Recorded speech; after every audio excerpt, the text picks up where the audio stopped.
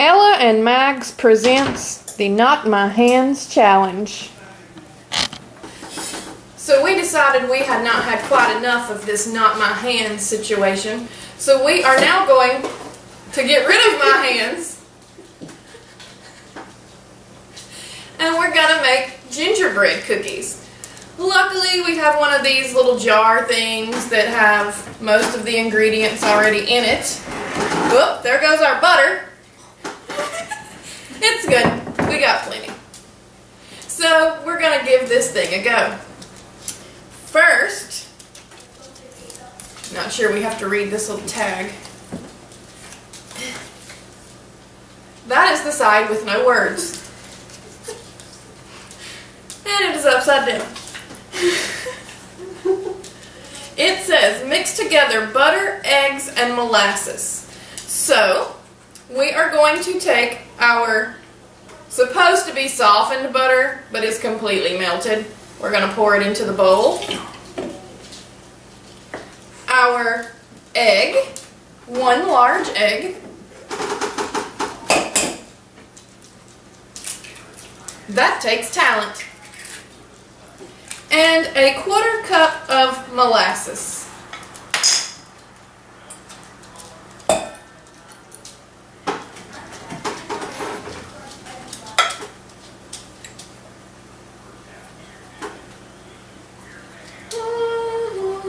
Maybe we can sing a little song while we wait for this molasses. I understand the southern saying now, slow as molasses.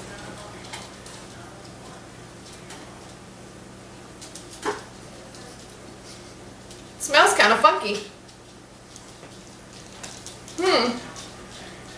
That's about a 1/4 cup.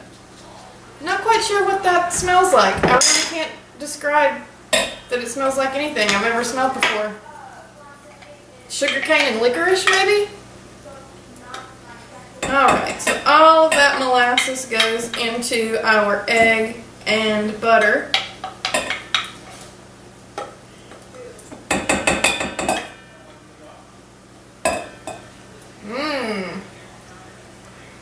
That's not very good. It actually tastes really bad. Okay, now we're going to move this molasses out of the way before it gets dumped all over everything. That's a great idea.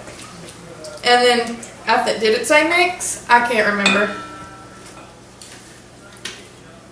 Yes, mix it together.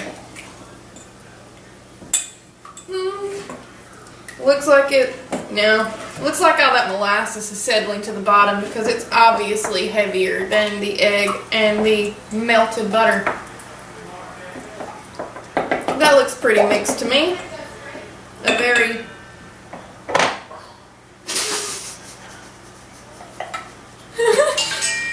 very brown concoction. We still hold this together here. Now we're going to stir in the contents of this little jar.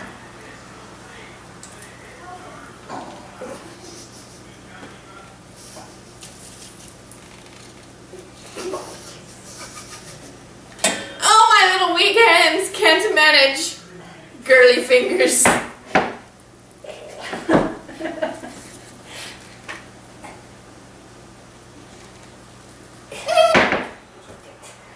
She can't do it. Hold on. Time out. Ooh, and I'm spilling things everywhere. Okay, my hands are back away. And we're just going to dump the whole damn jar in there. And looks like that brown sugar's really packed. Get about 4 fingers deep in there, Maggie, and we'll see if we can dig it out. Yeah, you claw at that brown sugar, girl. You know just what to do to get that shit going. Woo, there it goes. And that other stuff's stuck in there.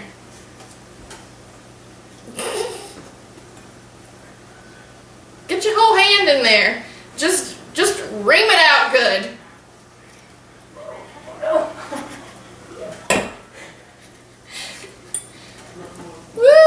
hand all covered in stuff. Alright, now we're going to stirring and stabbing.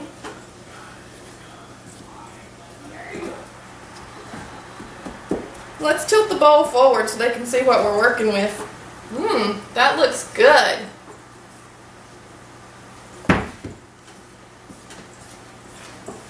Still smells funny. But I guess if someone just had their whole hand in me, I'd smell funny too.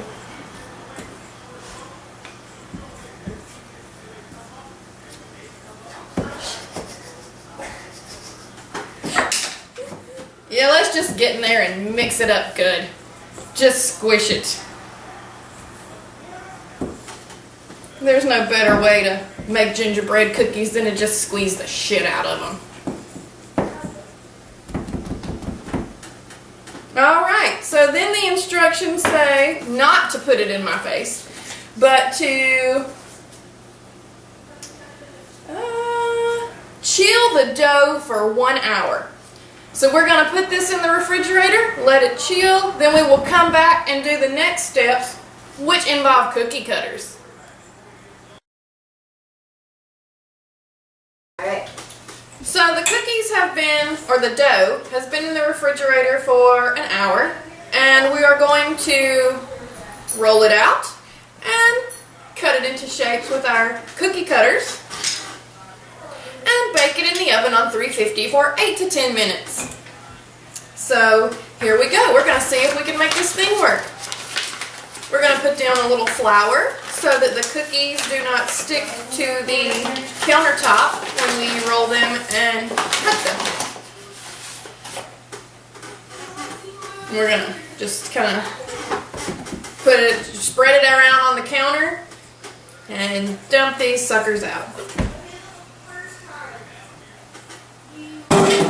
And that's going on the floor. So it just looks like a big globby, flaky dough ball. And we're going to successfully roll this thing out.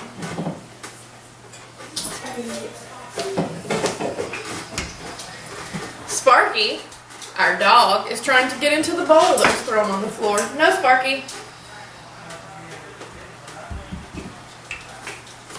Let's move this can of cooking spray here so you can see what's going on. Maggie, just swing that rolling pin to your left.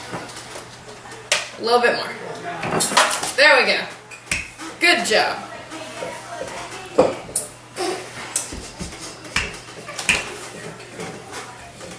Sparky, eat it.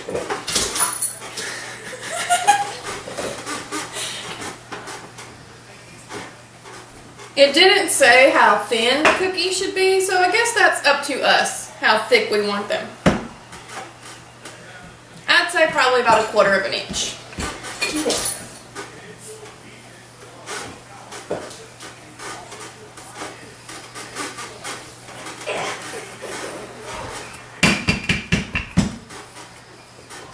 Alright, we've got a little kind of flat mound.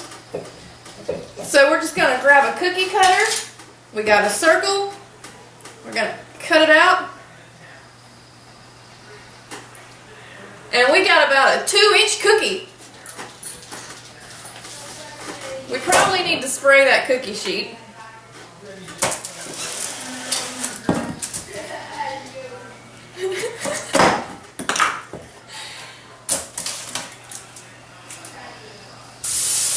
I'm so glad that was pointing away from my face.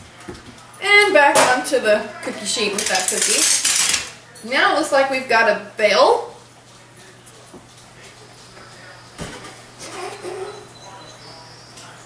Yes, it's a bell. And a snowflake. I only have Christmas cookie cutters. You might need to turn it the other way so that the cut side is down. And we got a half of a snowflake. Looks more like the top of a dandelion. Or some fingers. And that's a pigeon?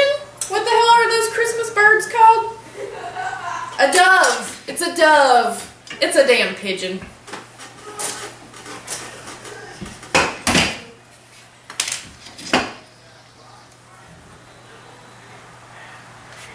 That's a leaf. kind of. And our little cutout here is starting to look like a face of something from a horror film.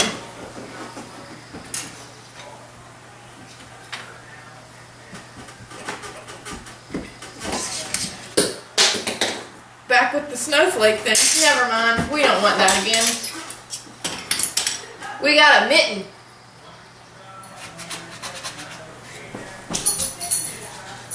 Kittens and mittens. And another big circle.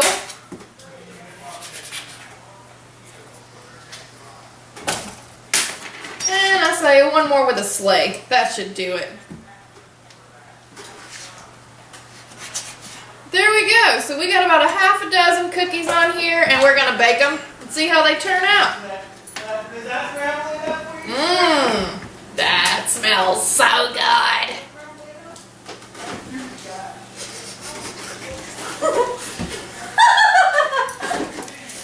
That looks like a boob.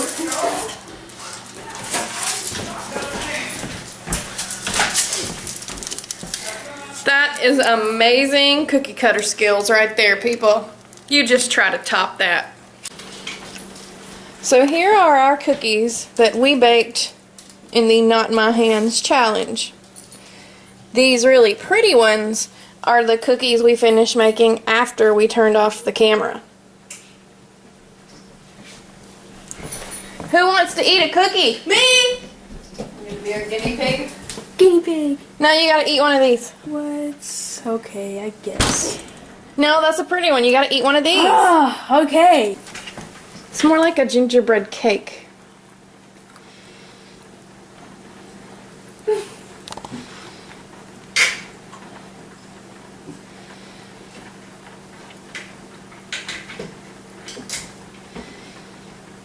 You cannot still be chewing it. He masticates the F out of his food. He's like the masticating cereal chewer. Masticating master. Yeah. Are they good? According to the 13-year-old who will eat anything, they are quite tasty. He's going in for bite number 2, so it must not be an epic failure. And there goes an arm you might recognize, Lil Maggles. Not bad. Well, Not too shabby. And here goes my mom. no, get that out of my face. Well, there you have it. Not baking, not using my hands, apparently turns out pretty well, even though my hair looks like crap. Anyway, so cookies are good.